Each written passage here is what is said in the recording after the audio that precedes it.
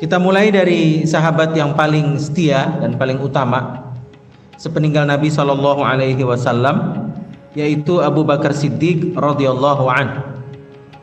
Kitab nomor 54, Kitab Fadail Ashabin Nabi Sallallahu Alaihi Wasallam, keutamaan Abu Bakar Siddiq radhiyallahu anhu.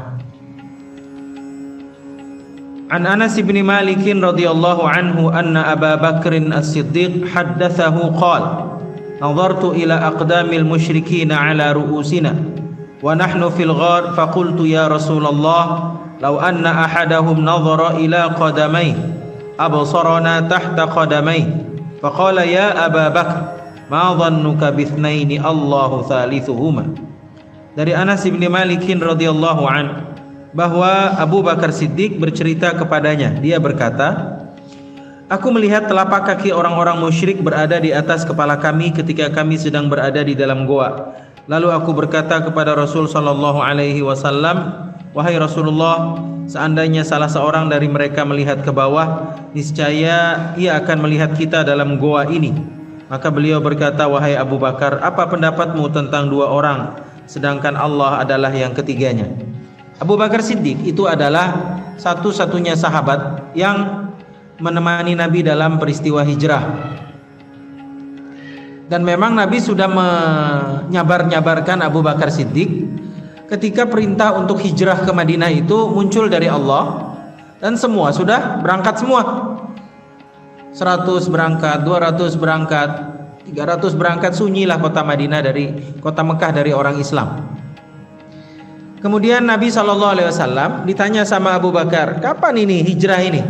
Oh, kita belum, tinggal berdua ini. Kata Nabi, sabar, aku mengharapkan engkaulah yang akan menjadi pendampingku dalam hijrah itu. Ini kan sesuatu privilege yang luar biasa ya. Menemani Nabi dalam hijrah itu spesial banget gitu. Apalagi peristiwa hijrah di kemudian hari dijadikan momen perubahan, momen terciptanya sebuah entitas Madinah, momen perubahan waktu dalam kehidupan seorang muslim yang ditandai dengan tahun-tahun hijriyah. Jadi Abu Bakar ini karena dia sudah diiming-imingi seperti itu dan dia tahu apa yang disampaikan Nabi itu pasti betul dan pasti terjadi, dia siapkanlah 2 unta atau dalam riwayat yang lain 2 kuda yang dipeliharanya, yang dikasih makannya. Suatu saat momen itu muncul, perintah itu muncul dari bibir Nabi yang mulia, kita berangkat dengan 2 kendaraan ini. Nah, peristiwa yang latar belakang hijrah itulah yang dibahas dalam hadis ini. Jadi Nabi begitu sudah dipesankan oleh Jibril untuk keluar hari ini, Aisyah meriwayatkan dalam riwayat yang panjang dalam Sahih Bukhari, kata Aisyah, datanglah Nabi ke rumah ayahku di waktu yang tidak biasa dia datang. Dan orang Arab kalau siang biasanya dia tidur, kalau pagi itu mencari penghidupan, sore juga biasanya bercengkrama dengan keluarga. Nggak ada orang bertamu pada siang-siang. Dan hari itu di luar kebiasaan Nabi datang. Abu Bakar tahu nih pada ada sesuatu yang penting yang perlu disampaikan oleh Nabi SAW. Kemudian kata Abu Bakar, sudah waktunya kah hijrah? Kata Nabi, iya. Dikeluarkannya kendaraan tadi, unta tadi, kemudian dengan perlahan digamitnya Nabi SAW, bukan langsung menuju Madinah. Nah, ini taktik intelijen yang kita harus pelajari sebagai orang Islam. Jangan polos banget deh, kerjain orang terus kita. Gua Sur, tempat Nabi dan Abu Bakar ini beristirahat sebentar, itu bukan ke arah Madinah secara langsung, tapi melawan arah. Ini untuk menghilangkan jejak sebenarnya. Padahal kan kita berpikir begini ya, kenapa sih susah-susah Nabi harus sembunyi-sembunyi, harus dikawanin, harus pergi ke gua Sur dulu bersembunyi di sana 3 malam, baru kemudian menuju Madinah. Harusnya kan beliau tinggal berdoa aja ya. Begitu di benak kita. Ya Allah, butakan mata semua orang kafir Quraisy ini, jadikan jalanku lempeng, kemudian tidak perlu lagi sembunyi-sembunyi, dan sampaikan aku dengan selamat ke Madinah. Kira-kira makbul nggak?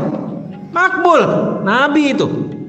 Tapi ini pelajaran hidup buat kita bahwa setiap perjuangan, setiap kesuksesan pasti ada pengorbanan. Dan setiap kesuksesan pasti ada proses yang sulit yang perlu dicapai di situ. Supaya kita jangan ngoyo gitu. Ini Nabi aja begini. Dan ini ada keteladanan yang terbaik bagi kehidupan kita, bahwa setiap kesuksesan pasti ada proses yang susah di baliknya itu. Kemudian sampai di gua Thur ini, Nabi bersembunyi di daerah itu kurang lebih 3 malam lamanya bersama dengan Abu Bakar Siddiq. Gua ini kebetulan bukan di permukaan tanah, tapi agak ke bawah sedikit. Nah, ini diceritakan di sini.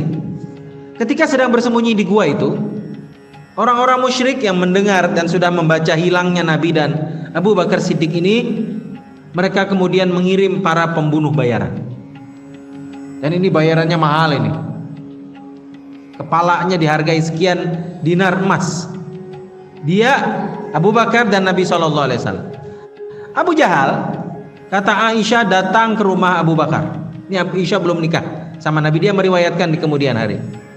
Diketuknya pintu Abu Bakar dan dia bertanya, kebetulan di rumah itu ada saudariku, kata Aisyah, Asma binti Abu Bakar, adik lain ibu dari Aisyah atau kakak lain ibu dari Aisyah.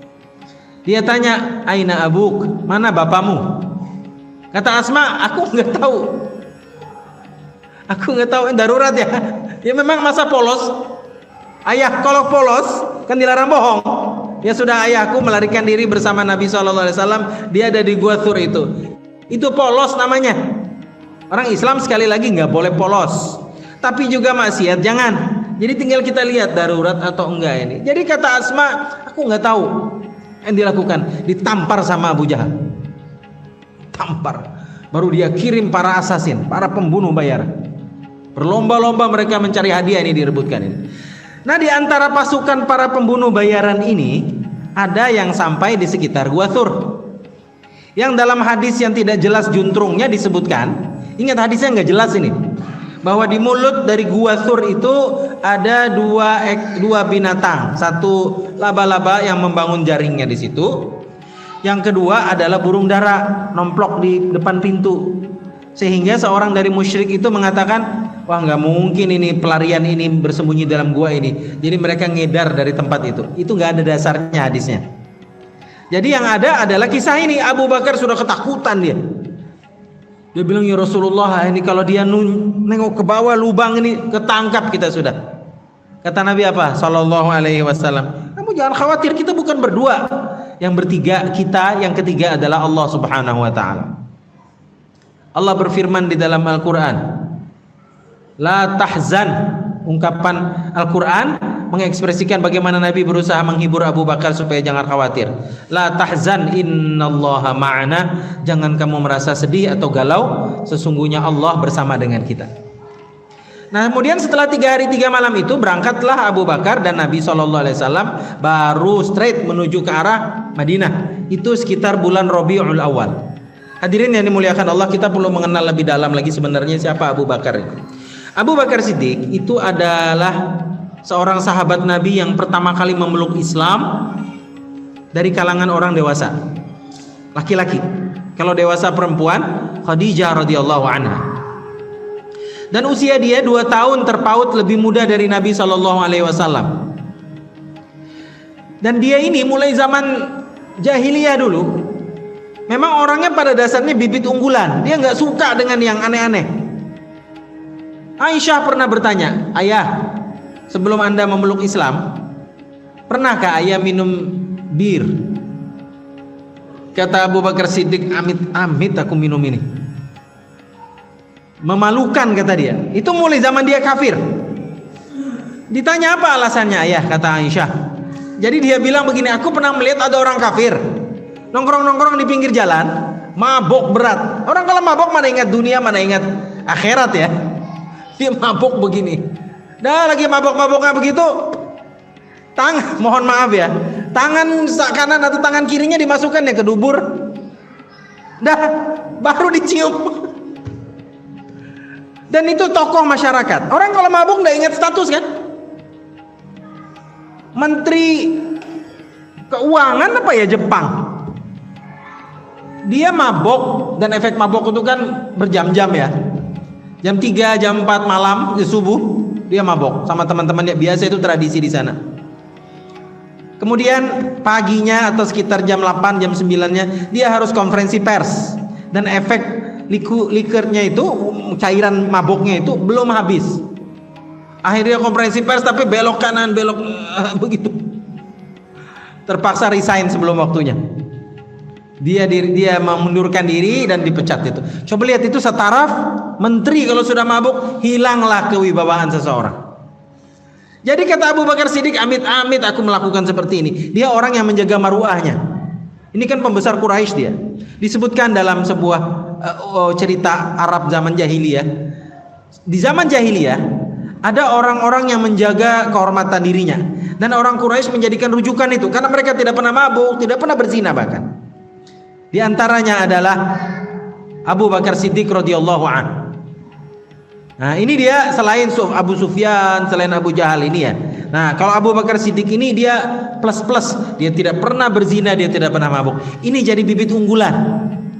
Kalau mengacu kepada teori dakwah di zaman sekarang ini, orang yang paling mudah kita ajak ke masjid, orang yang paling mudah kita giring ke hidayah Allah, carilah bibit-bibit seperti ini. Di masyarakat kita banyak loh begitu. Cuma kita aja nggak tahu.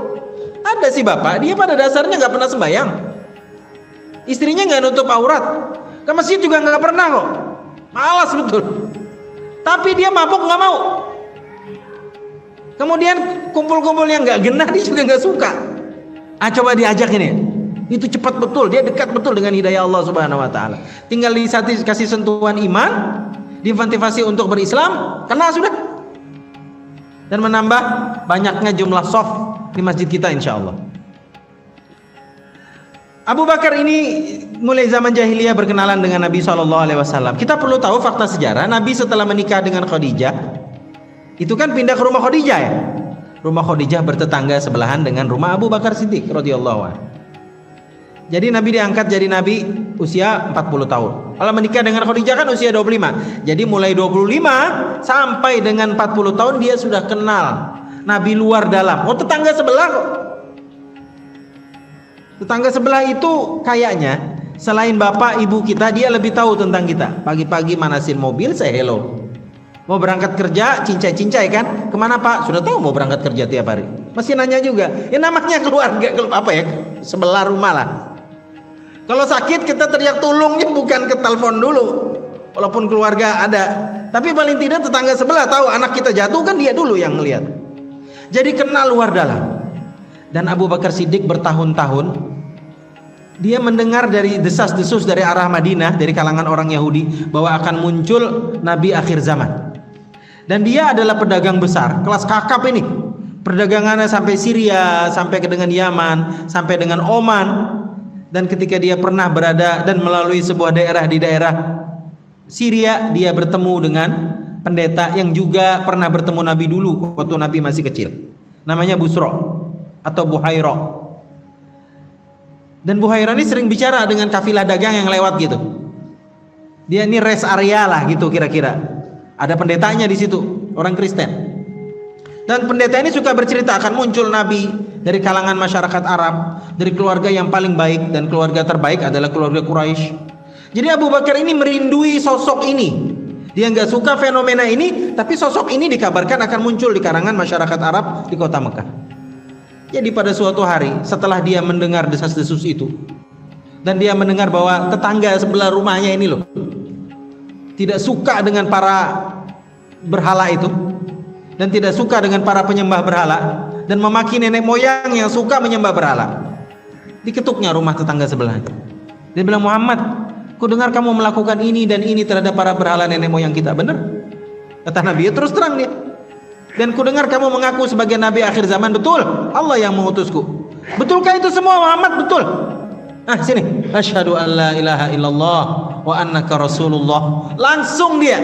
Kata Nabi SAW, tidak pernah aku berdakwah di kalangan umat manusia kecuali mereka kadang-kadang ragu dulu, tanya dulu, berdebat dulu, tunggu waktu dulu. Kalau kita tanya bini dulu lah, cek dulu ini momennya tepat atau enggak ini. Begitu. Tapi satu-satunya yang tidak pernah yataraddad illa huwa Abu Bakar Siddiq radhiyallahu an. Tidak pernah ragu-ragu, langsung asyhadu an la ilaha illallah wa anna Muhammadan Rasulullah. Kira-kira apa sebabnya? Mujizat kah? Belum, itu momen mana ada Nabi nunjukin mujizat, orang masih periode awal banget. Tapi pesona akhlak, pesona pribadi. Saya kenapa nekankan dari tadi, dan fakta ini harus saya sampaikan tentang bertetangganya sebelah. Itu kan tetangga kita sama-sama tahu kan sudah. Kalau ribut tetangga juga tahu gitu, dengar sebelah apa lagi ini. Apalagi rumah kita ini apa ya? Nggak bisa gitu. Kadang-kadang satu dinding. Mohon maaf ya, kedengeran juga ramainya. Ya jadi tahu luar dalam. Dan orang bertanya, Abu Bakar kok kamu begitu banget sama Muhammad? Dia bilang apa? Ma jarrabtu minhul kadzib. Tidak pernah sekalipun kedengar Muhammad sallallahu alaihi wasallam berbohong. Jadi untuk apa tiba-tiba hari ini dia ngaku dan berbohong sebagai seorang nabi? Nggak mungkin, kata dia. Dulu dan sekarang Muhammad tetap sama. Itulah salah satu sebabnya Abu Bakar digelari dengan As-Siddiq radhiyallahu anhu, yang mempercayai. Abu Bakar ini nama aslinya adalah Abdul Ka'bah, hamba Ka'bah. Ayahnya yang ngasih nama. Begitu dia masuk Islam ditanya sama Nabi, siapa namamu? Abdul Ka'bah, hamba Ka'bah. Kan nggak boleh itu. Walaupun Ka'bah adalah tempat yang disucikan umat Islam, tapi itu makhluk. Haram kita menisbatkan diri kita menghamba kepada makhluk. Diganti sama Nabi Abdullah. Ayahnya Abu Bakar namanya Utsman, dipanggil Abu Quhafah. Kemudian dipanjangkan nama Abu Bakar lengkapnya Abdullah bin Utsman alias Abu Quhafah. Dipendekkan lagi Abdullah bin Abi Quhafah.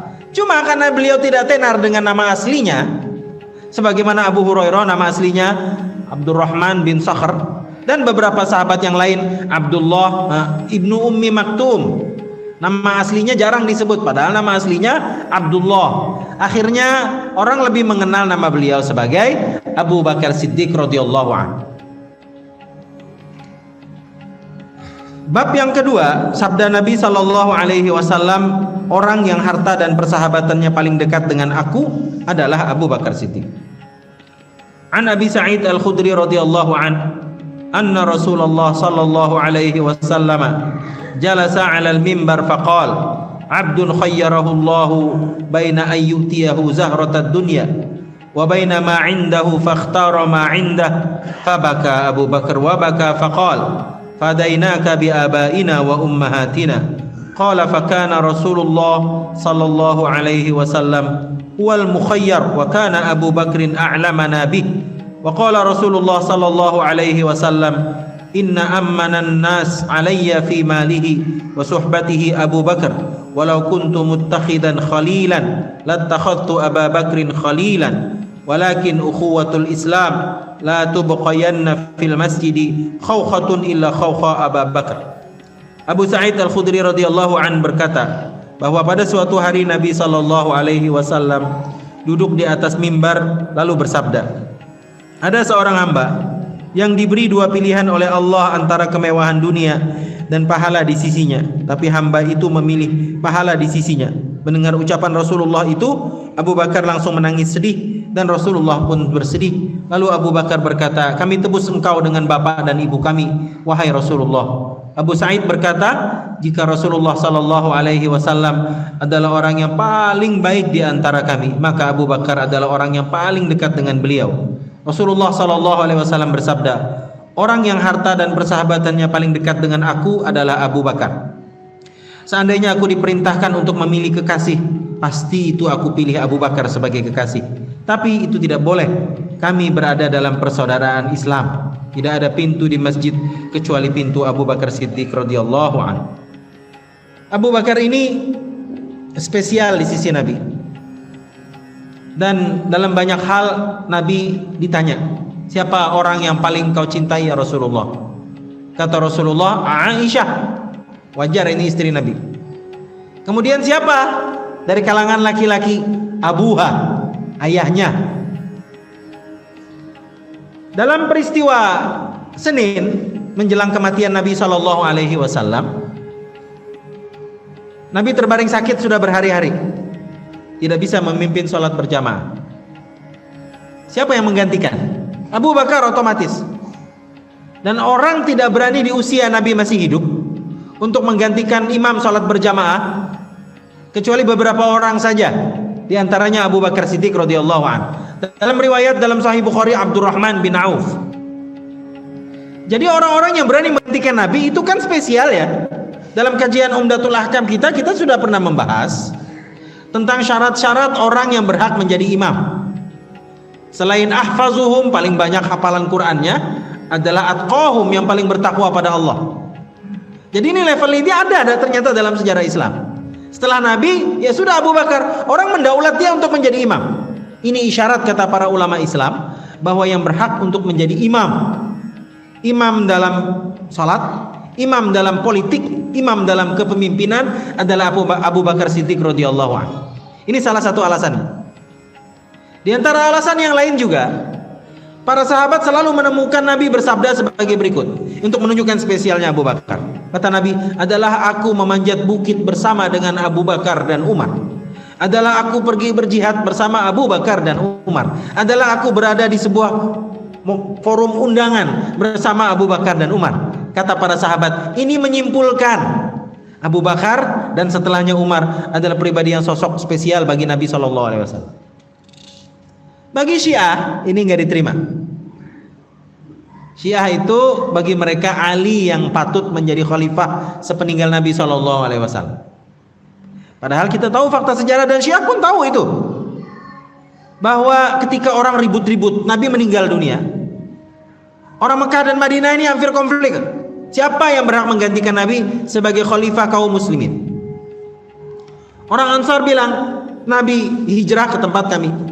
Kami menjadi backup tunggal dalam bentuk kolosal, membela Nabi bermacam pertempuran, Badar, Uhud, Ahzab, Banu Quraisyah dan seterusnya, itu berada bersama kami, bahkan meninggal di tanah kami. Kami yang berhak memimpin. Kata orang Muhajirin, oh nggak bisa. Beliau lahir di Mekah, hampir konflik lah, maunya macam-macam alasan. Dan ini terjadi di sebuah gedung parlemen namanya Saqifah Banu Sa'adah. Akhirnya Umar menengahi dan Zubair bin Awam muncul, Sa'ad bin Abi Waqqas, dan mereka kemudian menggiring semuanya untuk membaiat Abu Bakar Siddiq radhiyallahu anhu. Versi Syiah dikatakan bahwa Ali nggak ada membaiat, padahal ada, walaupun agak telat karena dia disibukkan dengan urusan pengkuburan mertuanya. Itu Ali itu. Yang kita harus tahu nih fakta sejarah, dan kita Ahlus Sunnah wal Jamaah harus tahu cara mengcounter isu-isu yang gak jelas ini. Ini kan Iran lagi naik daunnya. Ini soko gurunya Syiah di dunia, gara-gara matinya si Sulaimani itu. Nah kita perlu tahu ini bagaimana mengcounternya ini. Pokoknya kalau ada peristiwa yang menguntungkan Syiah, dia sebarkan ke muka bumi. Nah, kita harus tahu mengcounternya ini. Nah seperti itu dia kasusnya. Jadi Ali memang dia agak telat untuk membaiat Abu Bakar. Yang lain pagi-pagi semua baiat, Ali agak telat dikit. Dia sibuk dengan ini mertuanya, karena meninggal Senin, Selasa, Rabu kan baru dikubur 3 hari. Jadi wajar dengan keluarga kan begitu. Jadi nggak berpikir tentang kepemimpinan. Tapi kemudian Ali membaiat Abu Bakar Siddiq radhiyallahu anhu. Jadilah itu baiat umat secara umum bahwa yang menjadi khalifah sepeninggal Nabi adalah Abu Bakar Siddiq radhiyallahu anhu.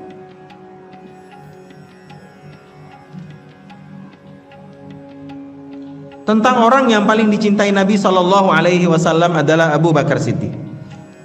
Dari Abu Utsman telah mengabarkan kepadaku Amr bin al-As bahwa Nabi SAW pernah mengutusnya untuk memimpin pasukan buat kaum muslimin dalam perang Zatus Salasil. Lalu aku, kata Amr bin al-As, berkata, aku menemui Rasulullah SAW lalu bertanya, ya Rasulullah, siapakah orang yang paling engkau cintai? Beliau menjawab, Aisyah. Lalu saya tanyakan, kalau dari kalangan laki-laki? Rasulullah SAW menjawab, bapaknya Abu Bakar. Saya bertanya lagi, lalu siapa? Rasulullah menjawab, Umar bin Khattab radhiyallahu an.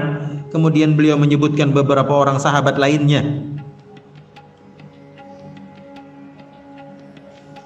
Abu Bakar ini, dia, kalau kita perhatikan Khulafaur Rasyidin itu kan ada 4 orang ya. Abu Bakar, Umar, Utsman, Ali. Yang meninggal dalam tanda kutip baik-baik saja. Mohon maaf istilah saya ini. Itu adalah Abu Bakar Siddiq aja. Yang lain konflik semuanya. Umar syahid.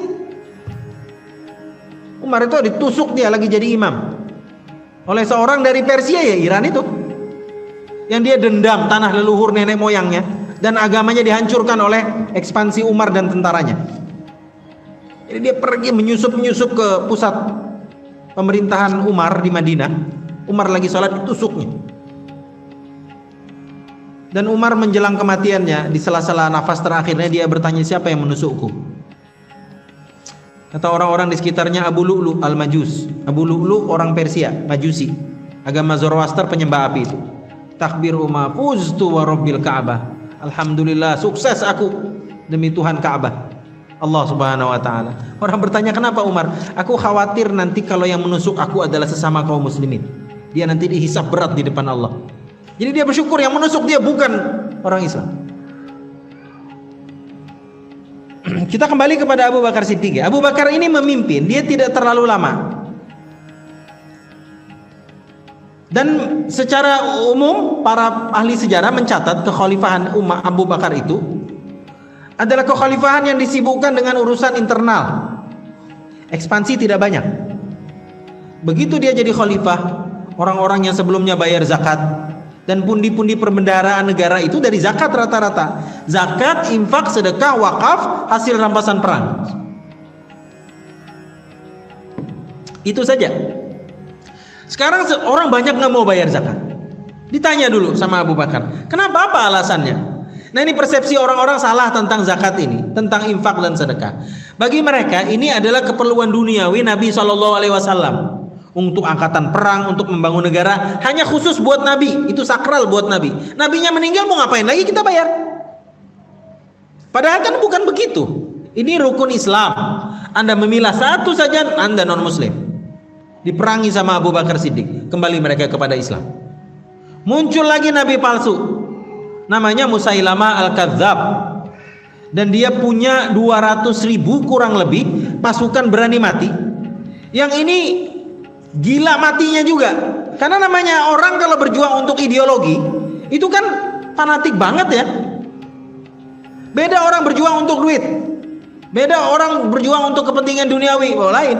Ini bagi 200.000 orang ini, orang Yamamah ini, bagi mereka ini nabi kami yang baru, nabi kita semua kaum muslimin. Kata mereka gitu, namanya Musailamah. Coba lihat perjuangannya luar biasa. Diperangi sama Abu Bakar Siddiq radhiyallahu anhu. Coba perhatikan, saya teringat dengan sebuah ceramah Yusuf Qaradawi hafizahullah. Kata beliau, masalah umat ini bukan di masalah keikhlasan dalam beramal. Semangat dalam beramal itu tidak diragukan, Pak. Tapi masalah kita adalah masalah pemahaman. Paham enggak kita atas nilai perjuangan itu? Satu contoh, siapa yang membunuh Ali radhiyallahu anhu? Sahabat Nabi Ali ini dia dibunuh oleh orang yang diiming-imingi oleh orang lain, oleh bosnya, pembayarnya itu. Kamu kalau bisa membunuh Ali dan Muawiyah, sumber konflik yang sudah murtad dari Islam ini, begitu dia, insya Allah kamu akan masuk surga Allah Subhanahu Wa Taala. Ada bidadari di sana. Kalau sampai kamu terbunuh, coba lihat diiming-imingi ini ya. Apa lagi? Orang Islam siapa yang nggak mau mati masuk surga? Siapa yang nggak mau dipeluk-peluk bidadari nanti di akhirat? Mau semua kita. Tapi dan ikhlas kan ketika dia menusuk Ali itu ikhlas betul dia loh. Tapi ini Ali ngerinya. Sahabat Nabi. Jadi kata Yusuf Qaradawi, yang kurang dari umat ini paham nggak? Nilai perjuangan itu paham. Betul semua, ada dalilnya, ada hadisnya. Jadi setelah itu yang kita lakukan? Ikhlaslah beramal dengan itu. Yang kita enggak, terbalik ini. Kita ikhlas banget beramal. Orang bisa ikhlas betul kan nyembah kuburan gitu, padahal dia umroh aja setiap tahun, mimpin umroh malah, tapi minta apa? Pesugihannya di kuburan. Ikhlas betul kan dia itu kan saat itu. Bagi dia inilah yang betul. Masalahnya kamu paham atau enggak, itu dia standar. Nah, jadi Abu Bakar ini berusaha memadamkan dua masalah besar. Yang pertama, tidak mau bayar zakat, infak dan sedekah tadi.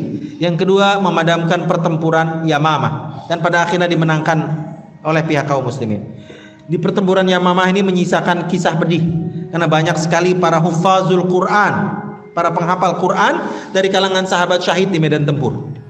Jadi blank itu. Jadi generasi penghafal Quran habis, ini harus cepat diganti.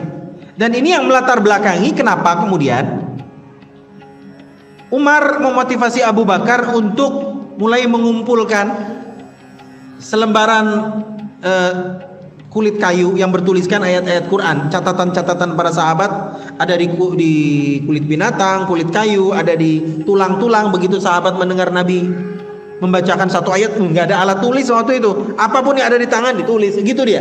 Dikumpulkan semua fragmen ini, artifak-artifak ini, kumpulkan, kemudian dipilah-pilah mana yang sahih sanadnya, mana bacaannya yang yang aneh-aneh, yang enggak betul, yang mutawatir dikumpulkan. Nanti di zaman Umar dan dilanjutkan di zaman Utsman ibni Affan, muncullah mushaf Al-Quran yang pertama dalam bentuk kompilasi itu, dan diperbanyak menjadi 6 eksemplar dan disebarkan ke seluruh dunia Islam yang ada dalam taklukan Utsman ibni Affan radhiyallahu anhu. Kita kembali kepada pertempuran Yamamah. Pertempuran Yamamah yang melibatkan nabi palsu di sebelah sana dan pasukan kaum muslimin di sebelah sini. Pimpinan Khalid ibn Walid radhiyallahu anhu. Abu Bakar ini sudah berusaha untuk melakukan pendekatan secara musyawarah. Karena bagi dia ini orang salah paham aja gitu ya. Bahwa setelah nabi gak boleh lagi ada yang mengklaim sebagai nabi. Jadi dia berusaha pendekatan-pendekatan itu. Lama-lama jengkel juga Abu Bakar Siddiq ini, karena Usailamah bilang, situ aja nabi, saya pun bisa jadi nabi. Jadi dianggapnya nabi itu apa ya? Dia membedakan antara rasul dengan nabi. Jadi kalau nabi atau rasul itu Rasulullah ya nabi terakhir, rasul terakhir. Tapi kalau nabi boleh ada nabi-nabi setelah dia. Berperanglah kemudian, dan Abu Bakar bilang, kamu kalau tidak berhenti, wahai Usailamah, aku akan kirimkan orang yang kalau dia berada dalam pasukan itu tidak pernah kalah pasukan itu. Dan itu adalah Ibnul Walid, Khalid Ibnul Walid, yang digelari Allah Saifullah Al-Maslul, pedang Allah yang terhunus. Perang-perang lama udah, syahid sebagian sahabat, mati musuh, tapi masih kuat juga. Sampai kemudian terdengar takbir di pasukan Musailamah itu. Ternyata ada kepala terbang, dan itu kepala Musailamah. Siapa yang memenggal kepala itu? Ya, namanya Wahsy. Wahsy, negro. Dia sama seperti Bilal. Ini Wahsy dialah tokoh yang sama yang membunuh Hamzah. Dia selesai membunuh Hamzah, dia terima bayaran dari Hindun, istrinya Abu Sufyan, sebelum memeluk Islam. Dan ini pembunuh bayaran ini, dia dalam perang Uhud ditugaskan satu aja. Dia berada di pihak kaum kafir Quraisy, tapi jangan ngapa-ngapain, tugas kamu itu tuh. Hamzah sudah dia pelembing kuat, tombak deh, mati Hamzah. Dibelah dadanya, dimakan, dikunyah-kunyah oleh Hindun sebelum Hindun memeluk Islam. Setelah itu dia terima bayaran, hilanglah dia, disepiet gitu ya, hilang, celing gitu. Tidak tentu rimbanya. Wahsy itu. Sampai kemudian lama penaklukan kota Mekah, Islam jaya. Dan Nabi sudah lupa kisah tentang itu. Nabi kemudian memberikan amnesti, pengampunan umum kepada masyarakat kafir Quraisy yang ada di kota Mekah, kecuali beberapa orang. Disebutkan dalam riwayat 6 orang, diantaranya ada nama listnya Wahsy di situ. Wah. Umar meriwayatkan, aku setelah mendengarkan pengumuman itu petenteng dia ke kota Mekah, mau cari pahala, bunuh yang 6 orang ini. Pergi ke pasar, nggak ada. Wahsy ini rupanya dia pintar juga. Di antaranya Abu Hattal, ada itu. Abu Hattal tuh mati, dia lagi bersembunyi di kelambunya Ka'bah. Karena bagi dia Muhammad nggak mungkin menangkap aku di balik Ka'bah, karena nggak boleh ya. Tangkap juga sama sahabat, bawa. Memang tidak dibunuh di Mekah, di luar kota Mekah selesai umurnya. Wahsy dia pintar, dia sembunyi sana sini, nggak ketemu. Kalau ketemu Umar itu selesai juga itu umurnya. Dan lain ceritanya kemudian. Jadi setelah pengampunan umum itu masuk Islam semuanya, Nabi ceramah tentang keagungan Allah. Biasalah, ada di antaranya yang selalu hadir dalam ceramah Nabi itu orang tapi pakai tutup begini, nggak kelihatan dia. Tapi dia Muslim juga. Syahadat masal juga dia ikut. Dilihat sama Nabi. Kemudian Nabi panggil, sini. Kamu siapa? Dia bilang Wahsy. langsung rewind. Yang lama-lama muncul. Ini dia membunuh paman ini. Tapi masalahnya berbeda sekarang. Islam itu yajubu ma qablahu, menghapuskan semua dosa sebelum. Itu indahnya Islam, hadirin rahimakumullah. Kita nggak usah berpikir tentang masa lalu kita lah, SMA kelakuan, masya Allah. Kemudian masuk perguruan tinggi masih aja begitu, diterima kerja masih aja begitu, sampai kemudian nyewa rumah di Sepinggan Pratama, sampai kemudian ikut taklim Islam, mulai dapat hidayah. Bini yang sebelumnya tidak pakai jilbab, tambah lagi sekarang mulai rame-rame bercadar. Yang ini tambah janggutnya, hidayah Allah kita raih bersama gitu. Nggak usah ceritakannya lagi yang lama-lama sudah. Umar, siapa Umar? Itu penjahat kelas kakap itu di kota Mekah itu. Tapi siapa Umar ketika dia mati? Sahabat Nabi selalu disebut di balik namanya radhiyallahu an, selalu mendoakan dia, dan dia dikubur di samping Nabi sallallahu alaihi wasallam, di samping Abu Bakar Siddiq radhiyallahu an. Baik, jadi kata Nabi, tolong dirimu untuk tidak pernah muncul di depan mataku setelah ini. Itu dia. Karena kan Nabi manusia juga ya. Dia teringat dengan pamannya. Nanti kalau bisa rame nanti cerita Nabi membunuh sahabatnya, kan masalah itu. Jadi kan jadi sahabat Nabi sudah. Iya, Wahsy itu. Wahsy itu digelari di dalam kitab sejarah, sahabat yang membunuh sahabat itu Wahsy sudah. Ya namanya dia nggak tahu kan. Hindun yang memakan itu, dia pada akhirnya kan masuk Islam dan menjadi muslimah yang taat. Suaminya Abu Sufyan masuk Islam juga kan. Itu dia. Dan dia pada suatu hari melaporkan Abu Sufyan, ya Rasulullah, setelah masuk Islam tentunya yang mengunyah itu, dia bilang, ya Rasulullah, tidak takut lagi dia sudah. Dan dia bilang apa? Aku tidak pernah membenci orang dulu di zaman jahiliyah kecuali engkau. Dan sekarang yang paling kucintai di dunia ini ya Rasulullah, tidak ada kecuali engkau. Kemudian dia curhatkan tentang suaminya. Abu Sufyan itu rajulun syahih. Abu Sufyan itu bakhilnya minta ampun jadi laki. Dia kalau ngasih apa-apa nggak cukup, uang belanjanya nggak cukup buat aku dan buat anakku. Kata Rasulullah, ya sudah ambil secukupnya, kata Nabi. Disuruh ambil aja sudah secukupnya sesuai dengan keperluan kamu. Itu kisah Hindun. Dan kita tahu ya, Hindun kemudian hari setiap namanya disebut apa kita bilang? Radhiyallahu anha, begitu kan? Oke, belum selesai kisahnya, sedikit lagi saya mohon waktu bapak-bapak semua dan ibu-ibu di atas. Jadi Wahsy ini hilang, dia tahu juga perasaan Nabi. Sampai kemudian itu disebut lagi nama Wahsy itu radhiyallahu an dalam pertempuran Yamamah sepeninggal Nabi. Dan dialah ternyata yang berhasil memisahkan tubuh Al-Kadzab ini, sang pendusta Nabi palsu ini. Dia itu. Kemudian dengan bangganya dia bilang, dulu aku menyakiti hati kekasih Allah Subhanahu wa taala dengan membunuh kekasihnya pamannya Hamzah. Hari ini ku tebus kesalahan itu.